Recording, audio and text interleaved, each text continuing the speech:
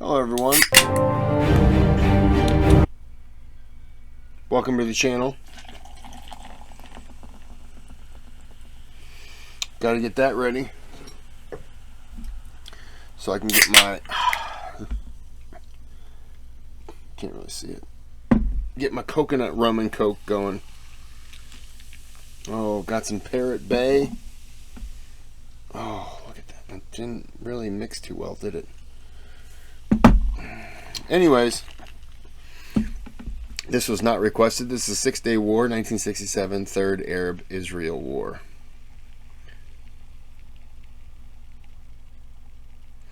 So, sorry, just weird noise. Sorry. So, let's get on with the video. I gotta mix this.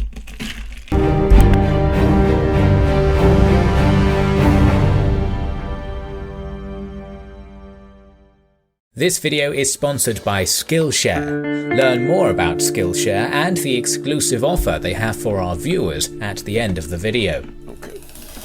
Ever since the Israeli victory during the wars of 1948 and 1956, the Arab coalition, led by Egypt, Syria and Jordan, was eager to change the situation in the region by defeating Israel.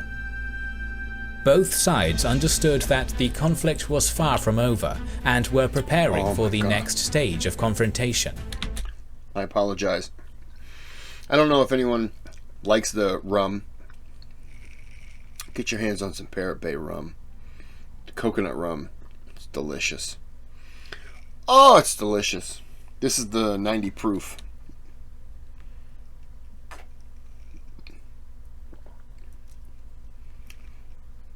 Oh, my 300th video should just be me drinking a rum and coke. Alright, sorry. International interference and the inability of the sides to find a settlement made one of the most iconic conflicts of the modern era, the 6-Day War, inevitable. On May 13, 1967, the Soviet Union falsely informed Egypt about the concentration of 11 to 13 brigades of the Israeli Defense Forces with an intent to strike Syria. In response, Egypt started concentrating forces along the border with Israel in Sinai, and did they do that on purpose, or was it just a signal that went out and got interpreted wrong, or was it just sent out to under the pretense of it being a lie, and let's see what they do? On May 16th, demanded that the UN peacekeeping forces leave the peninsula. At the same time, Israel refused the request of the UN to deploy the UNEF on their side of the border. In the next few days, Egypt, Israel, Jordan and Sudan started mobilization of their forces, Iraq sent expeditionary forces to Jordan, and Saudi Arabia expressed its willingness to participate in military actions. But the turning point, which made the full-scale confrontation inevitable, was the decision of Egypt to block Israeli ships from entering the Straits of Tiran on May 22nd and 23rd. On June 1st, Israel established a national unity government, which on June 4th decided to go to war. The Arab coalition of Egypt, Jordan and Syria had an advantage over Israel in deployed troops, with 240,000 against 100,000, in tanks with 2,504 against 800, and in aircraft with 957 against 300. Israel planned to strike on June 5th with Operation Focus, which aimed to destroy the Egyptian Air Force. Israeli media published false reports claiming Israeli soldiers were on vacation, while their pilots were carrying out training sorties as usual.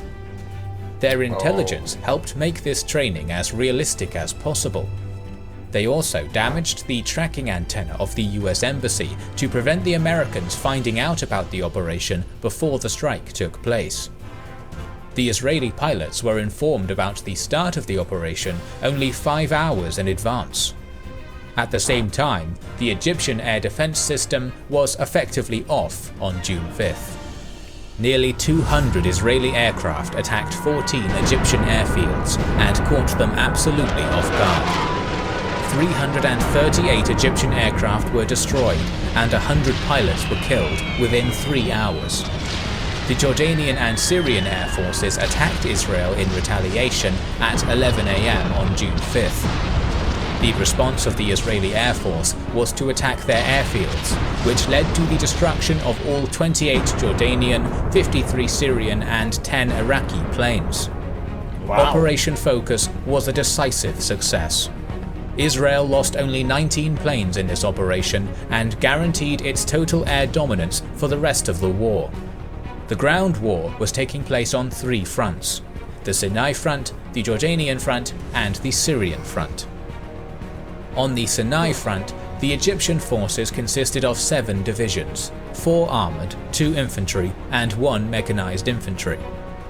Egypt had 100,000 troops and 900 to 950 tanks in the Sinai, so Israel concentrated 3 divisions consisting of 6 armoured, 1 infantry, 1 mechanized infantry and 3 paratrooper brigades for a total of 70,000 men and 700 tanks along this front. Israel's plan was to catch the Egyptians off guard by attacking simultaneously with airstrikes, and attacking through the northern and central routes in the Sinai Peninsula instead of the central and southern routes used during the Sinai War. On the 5th of June at 7:50 am, the northernmost Israeli division, consisting of 3 brigades and commanded by Major General Israel Tal, started its advance towards Arish through Gaza with an aim to encircle Khan Yunis, while the paratroopers were ordered to take Rafah. Initially, the Egyptians offered little resistance, since their intelligence concluded that this was a diversion rather than a main attack. However, soon Join large-scale battles with military vehicles. The online action game War Thunder has received a major update. Tell me more. Direct hit. Oh Joining my gosh, the battle I need to know this. Oh, sorry, it's over. However, soon resistance against the 60th Armoured Brigade ramped up. This did not stop the Israeli forces from reaching the Khan Yunis railway junction in 4 hours. Afterwards, the IDF advanced on Sheikh Zayed and defeated fierce Egyptian resistance thanks to air domination. The road to Arish was open, and by 8 am on the 6th of July, elements of the 79th Armoured Battalion and the 7th Brigade entered the suspiciously quiet city. Suddenly the Egyptians started firing from the balconies and windows, and there was a heavy battle going on for control of the city. The IDF was only able to take full... They were firing from the... Was that... That wasn't civilians, was it, firing from the balcony? Or was that troops getting inside of homes and stuff like that and firing from the balconies? Anyone know? Control of the city after reinforcements were sent. The northernmost division then split into 2 parts. One of them continued the advance on the Suez Canal, while the second group turned south and captured Bir Lafan and Jabal Libni. Further south, on the 6th of June, the 14,000-man, 150-tank-strong Israeli 38th Armoured Division under Major General Ariel Sharon was confronted by the Egyptian 2nd Infantry Division under Major General Saadi Naguib, consisting of 16,000 troops and 90 tanks. Israel successfully advanced towards Abu Agela. The paratroopers landed behind Egyptian positions and sowed enough confusion to weaken the artillery of the Egyptian defense, which opened the way for the IDF to capture Katef. It was followed by a fierce close tank battle, which ended in an Israeli victory, with 40 Egyptian and 19 Israeli tanks destroyed. The Egyptian forces in Sinai were still largely intact, but their field marshal, Abdel Hakim Amr, panicked and ordered the retreat of all units from Sinai after hearing about the fall of Abu Agela.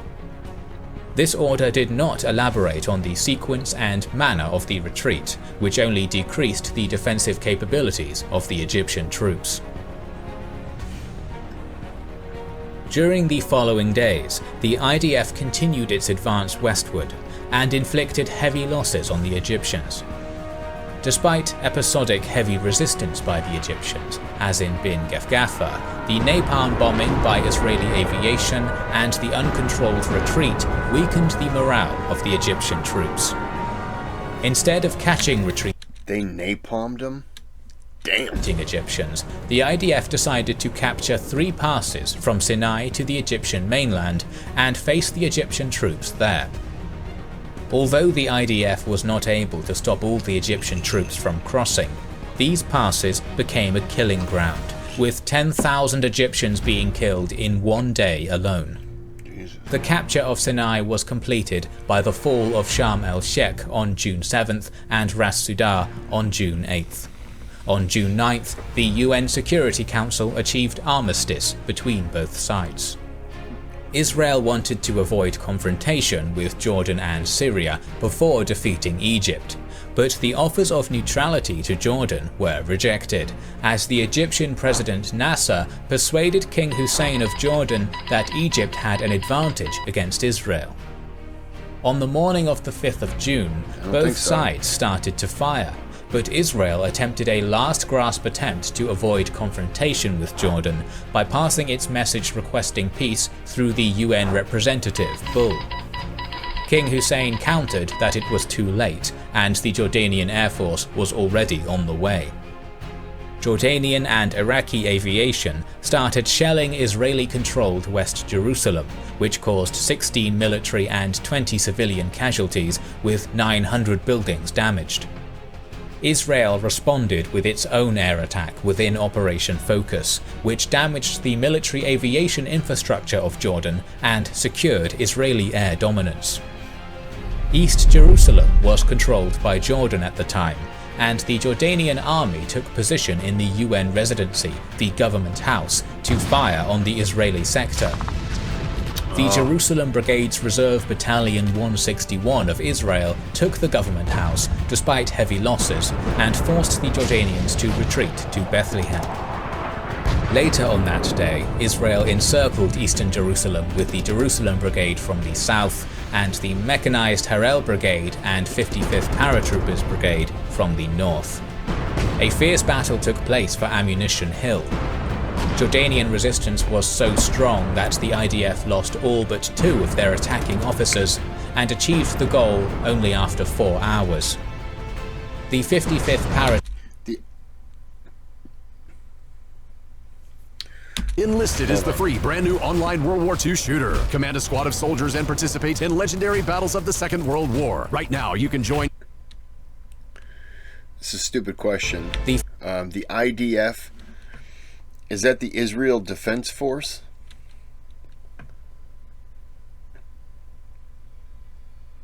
Or did they say? I don't remember. I watch a lot of videos. 55th Paratroopers I watch a lot of videos at one time, and then things get jumbled. Brigade afterwards drove eastwards, reaching Mount Scopus and defeating the other Jordanian positions around the American colony. Towards the evening of June 5th, the mechanized Harel Brigade succeeded in taking Latrun and Ramallah. Also, the 163rd Infantry Battalion secured Abu Tor and cut the Old City from Bethlehem and Hebron. On June 7th, the Israeli Minister of Defense, Moshe Dayan, ordered the IDF to enter the Old City, despite reservations and concerns by the Israeli government. The fighting was conducted solely by the paratroopers out of fear of destruction of holy sites.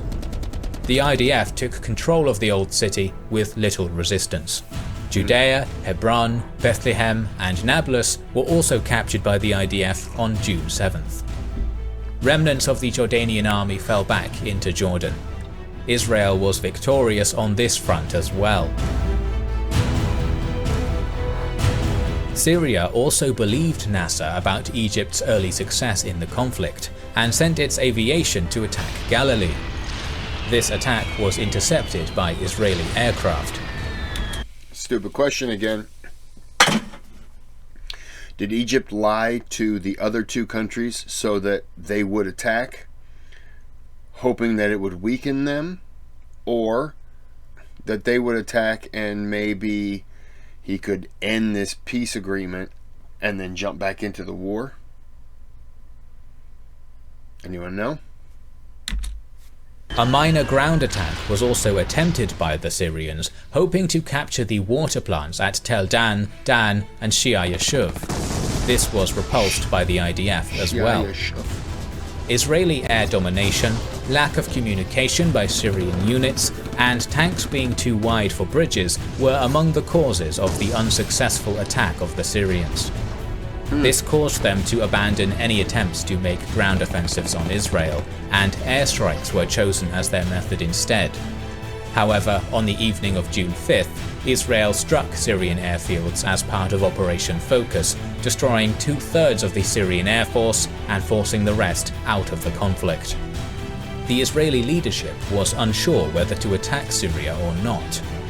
On one hand, Syria was using the Golan Heights to props to any medics who've ever been a medic in the war. Oh, you had to have dealt with some terrible stuff. shell Israel.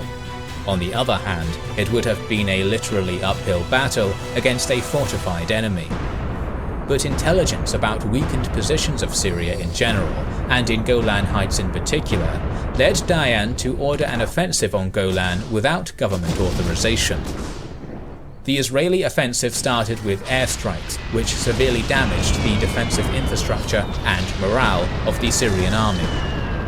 The 8th Armoured Brigade, led by Colonel Albert Mandler, advanced into the Golan Heights from Givat Haim. Heavy fighting in unfavourable terrain led to numerous casualties on both sides, but with the help of their aircraft, the IDF ultimately captured the Zora, Kala and Ein-Fit fortresses. In the central sector, the Israeli 181st Battalion captured the strongholds of Dardara and Tel Hilal after fierce fighting. By the evening of June 9th, Israel reached the plateau, which allowed reinforcements to join them. By dawn, Israel had 8 brigades ready for an assault on the second line of defences. Soon, a ceasefire was negotiated around the so-called Purple Line. By the 11th of June, all military actions stopped. Up to 983 Israelis, 15,000 Egyptians, 700 Jordanians and 2,500 Syrians were killed in action. Israel gained a huge victory. It seized the Gaza Strip, the Sinai Peninsula, the west bank of the Jordan River, including East Jerusalem, and the Golan Heights. About 1 million Arabs were placed under Israel's direct control in the newly captured territories. The Israeli victory came as a result of more efficient military leadership, better preparation of troops, and intelligence. But the Six-Day War was by no means the last conflict, and merely 6 years later, the confrontation escalated into another war. The sponsor of the... Why didn't all 3 countries attack at the same time? I mean, were they just not all 3 on board? Like, why rush it? Why not get your allies together and do the attack at one time? Or if Israel had rushed into Egypt, why didn't the other ones attack?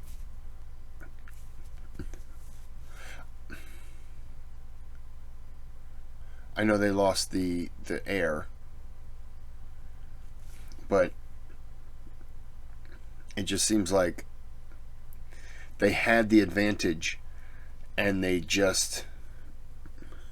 Israel's tough, though. I'm not saying they had the advantage in terms of you're attacking from a surrounding position. That doesn't mean you're better. I should definitely say that. That doesn't mean that those 3 would be better. Doesn't mean that those 3 would have won, even if they did all 3 attack at the same time. But it seems to me like they started a fight with Israel and they were so ill prepared for that fight. Or maybe they just they weren't ready for Israel's quick retaliation, to bomb the airfields. I don't know. Well, I'm going to end this here. I've been informed to tell you that if you don't like it, subscribe to my channel. Israel has been given permission to bomb your house from the governments of the world. So, I mean, you gotta trust. I'm on YouTube. I can't lie. That's a fact. You can check YouTube's guide policies on that one. Have a good day. Have a good night.